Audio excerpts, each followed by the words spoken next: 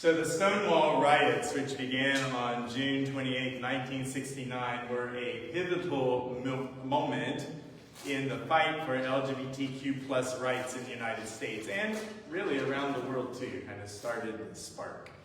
And the riots broke out when New York City police raided the Stonewall Inn, which was a gay bar in Greenwich Village, prompting a spontaneous uprising by patrons and residents around the neighborhood against the brutality and discrimination. The rioters trapped the police inside the bar, and then the bar was set on fire. And it was put out pretty quickly, so like no one was actually hurt in that. But the resistance during that moment marked a turning point as it electrified the LGBTQ plus, I can't hear anything, the LGBT plus rights.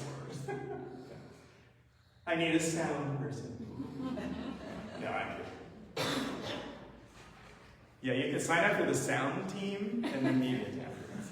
All right, so this resistance marked that turning point as it electrified the LGBTQ plus rights movement and sparked a wave of activism.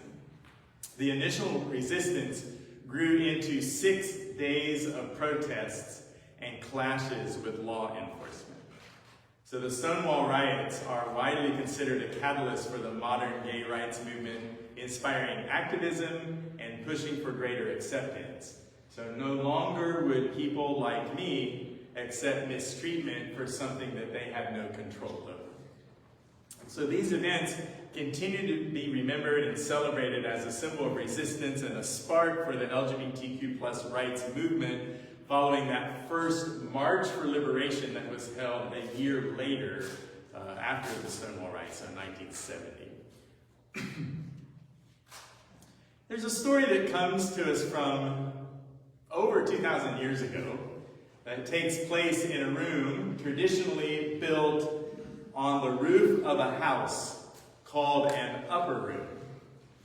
And in this story that has been told over and over, the followers of Jesus in this story gather in such a room to wait. And they aren't sure what they're waiting for necessarily. They were just told to wait together, and they did. All they knew is at this moment they feel alone, and they are afraid, and the forces of the empire are out to find them, to put an end to this new movement. Theirs is a community that talks about marginalized people being brought to the table.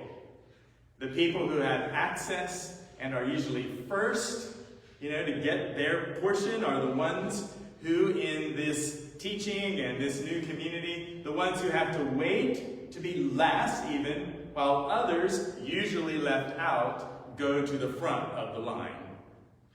So things like that start thoughts in people's minds that do not keep the peace and do not keep the empire's status quo. Jesus is gone and they are waiting. The story says that the Spirit of God, love herself, came on them. And in trying to put what was happening into some sort of words, they use images of fire leaping around the room and fabulous flaming affirmation. And they were all included in this future vision of a world of love and justice. And the Spirit fire moved outside the walls, and the crowds of people who had gathered around, thousands, the story goes, to figure out what was happening in this upper room. That Spirit fire moved outside the walls of that room and into the crowds of people, according to the story, from all over the world. A crowd of people speaking different languages and from a variety of cultures. And honey, there were queer folk in that big a crowd. Maybe about, 200 at least? But anyway. And their flames burned bright.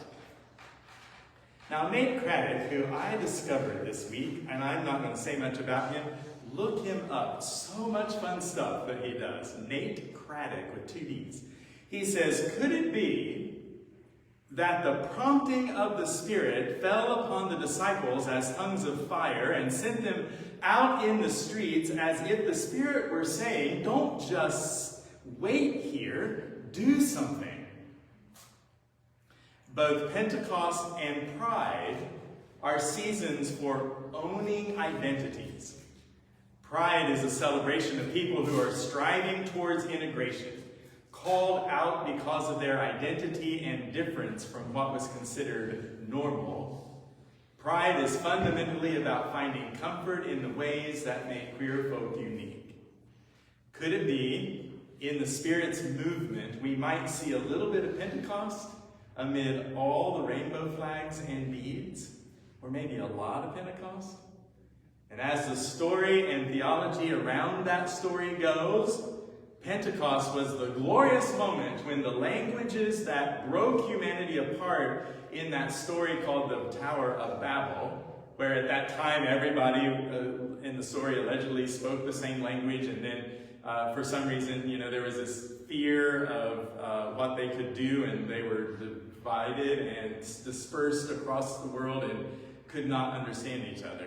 So in the theology around this story that we call Pentecost, that it is often said that it was this glorious moment when that event was undone. It was brought back together, kind of fixed and put back and included by this Spirit, and perhaps one of the, and that everyone was now included by this Spirit.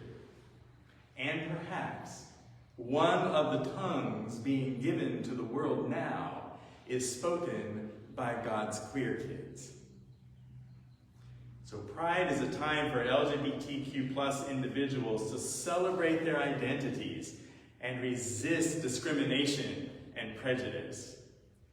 Pride movements have historically been protests against oppression and a fight for equality and justice. Pride is about finding joy and belonging in one's true self and finding hope for a more inclusive world. So both Pentecost and Pride share themes of liberation and celebration of diversity and resistance to oppression and a call for a more just and inclusive world.